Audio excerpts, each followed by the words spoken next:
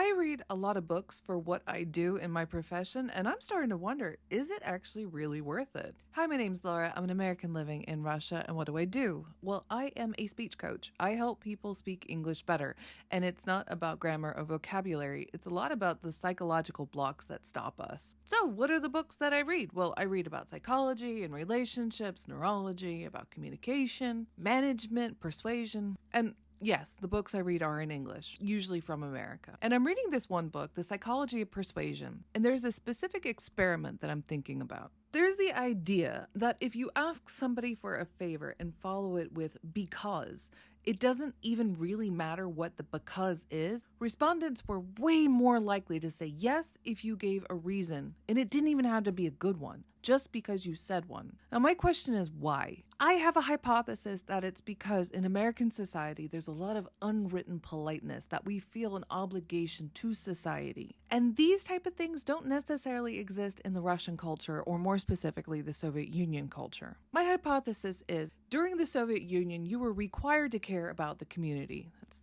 communism, community. So it wasn't an unspoken rule. So this idea that you say because you're tapping into this unspoken obligation that we have to each other doesn't exist in this culture because it's a spoken obligation to each other.